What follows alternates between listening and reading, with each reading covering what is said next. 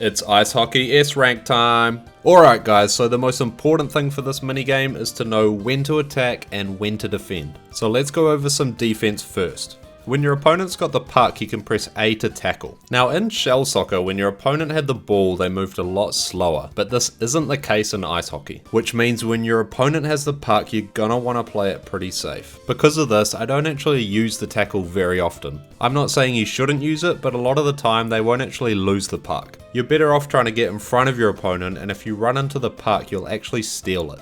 This can create great momentum because your opponent will probably still be running in the opposite direction. However, you won't always be able to get in front of your opponent, or you could be stuck in a 2 vs 1 situation, in which case the best way you can defend is to actually just stand in the goal. This makes it a lot harder for them to score because you've basically just got 2 goalkeepers. You'll even be able to block power shots. So you just need to be patient and let them make the mistake. The only time you might want to play a bit more aggressively is if you've got a big lead. But how do you get a big lead? Well guys, the goalies in this game are completely useless. And I'm going to show you a move that I want you to practice so much that you could do it with your eyes closed. Well, not really. But this technique is super important. So, when you get the puck in your half, you need to run towards their goal slightly to the left or right side. And basically what you're trying to do is you're trying to get the shy guy to move across to one side of the goal. Then just before you get to the goal, quickly move across to the other side and hit the puck in at the last second.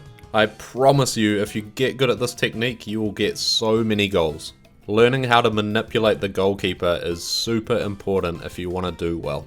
There's a similar move you can do by running around the goal in a circle. If the shy guy blocks your shot, be ready to steal it back because they basically just hit it out into the middle of nowhere. Now if your opponent's standing in the goal trying to block your shot, you've got 2 options. If you're a pro gamer and you want to be a hero, you can try and hit a power shot through the gap, or you could just hold on to the puck and wait for a better opportunity. Because you move at the same speed when you've got the puck, it means possession is really important. And if you have the puck, you have control. So if you don't have a good shot, just wait until you do. You could even consider passing it to your teammate, and sometimes they might surprise you. But my biggest advice is don't try and do anything fancy, just keep possession and wait until you have a good opportunity. Like I said, once you get the hang of manipulating the goalie, you should be able to get a lot of points.